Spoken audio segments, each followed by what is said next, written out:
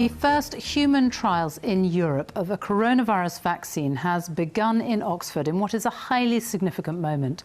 This afternoon, 2 volunteers, both scientists, were injected. They're the first of more than 800 adults aged between 18 and 55 who've been recruited for the study. Half the group will receive the COVID-19 vaccine and half will get a control vaccine which protects against meningitis. The results won't be known for months. Already more than 186,000 people have died because of coronavirus worldwide.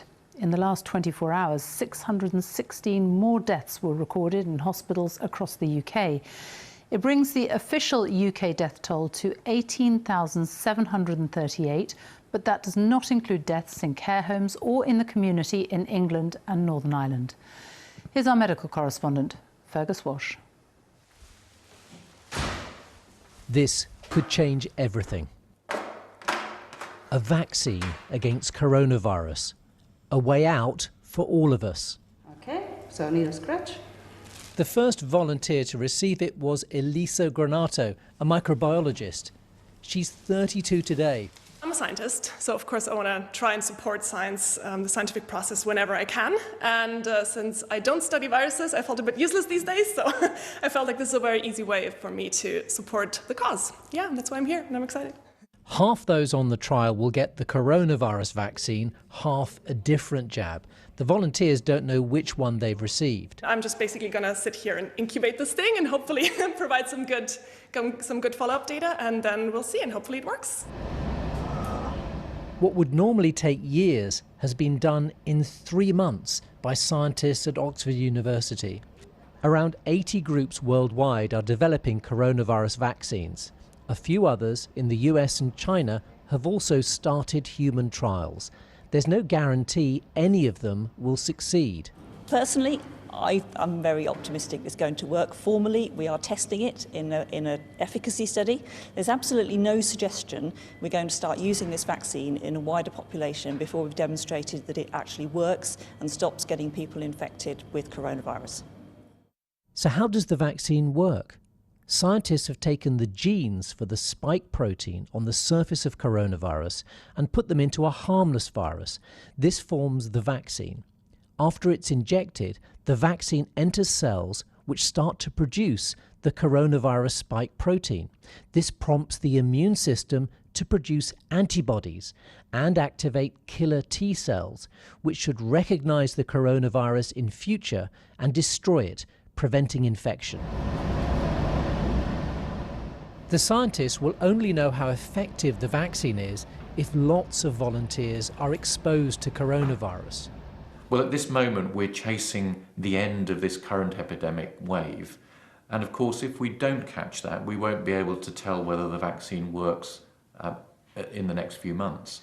But we do expect that there will be more cases in the future because this virus hasn't gone away.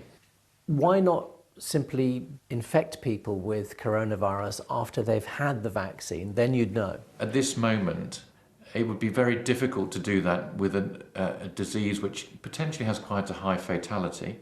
So I think if we reached a point where we had some treatments for the disease and we could guarantee the safety of volunteers, that would be a very good way of testing a vaccine. The vaccine is stored in this freezer at -80 degrees. Rarely has a medical trial had so much riding on it for so many people. It is hard to overstate just how important this vaccine could be if, and it's a big if, it proves to be safe and effective. It would represent science giving us the solution to the coronavirus pandemic. Well, I think everybody agrees it's the only way we're going to get out of the lockdown, the social distancing, and really be able to still have people protected as they go about their daily lives. Edward, a cancer researcher, was next up. There is a theoretical risk the vaccine could make a coronavirus infection worse, but the team here think that highly unlikely, and the volunteers will be carefully monitored.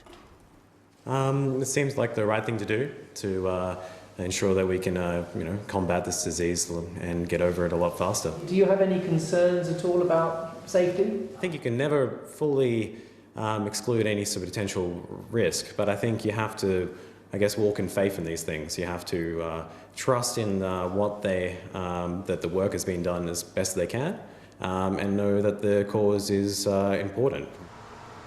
The Oxford team are hoping to have 1 million doses of vaccine ready by September, with a huge scale-up in manufacturing after that. It's not clear, though, who would be prioritised to get the vaccine first. And for now, we have to wait and see if it works. And Fergus is with me now. Extraordinary how quickly they have turned this all around, but your assessment of how successful it could be? Well, we've got to be careful not to overpromise just because we're desperate for this vaccine to work. But the team in Oxford have a really strong record going back 30 years, and they have developed a successful prototype vaccine against another type of coronavirus, MERS, which has done well in clinical trials. They've also developed vaccines against plague, malaria.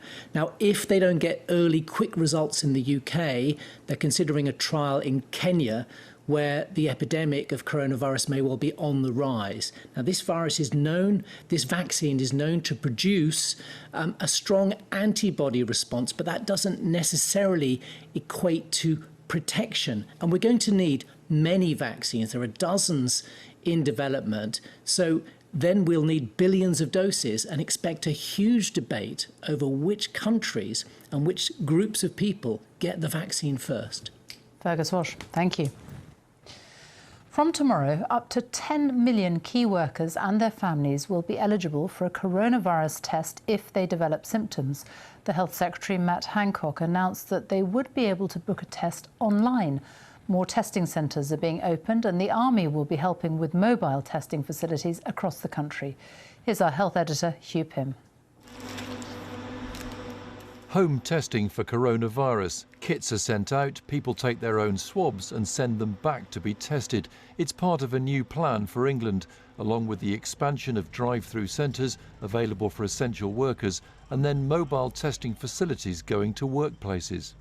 We are also currently working with the Army on a new pop-up mobile testing option, which was developed for us by the Army and is really working very well.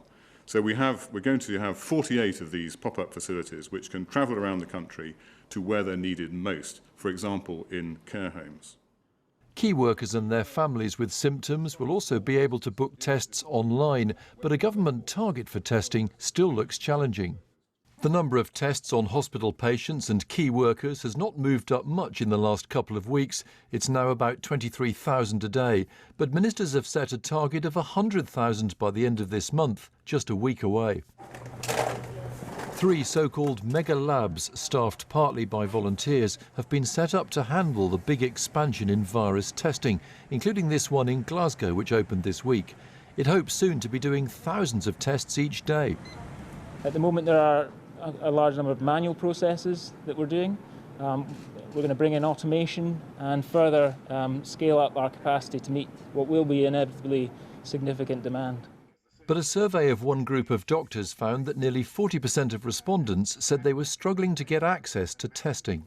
We want to be able to go to work, and if we have symptoms and we cannot access a test, then we're required to stay at home. We're also, we're nervous of infecting others, particularly family and loved ones. An expanded list of workers and their families, including those in supermarkets and transport, will be able to book from tomorrow, potentially up to 10 million people. The challenge will be to ensure that the technology delivers, that those eligible can book a test easily, get it done, then get the lab result back reasonably quickly. And that leaves the question, will the government hit its target of 100,000 tests daily in a week's time? Hugh Pym, BBC News.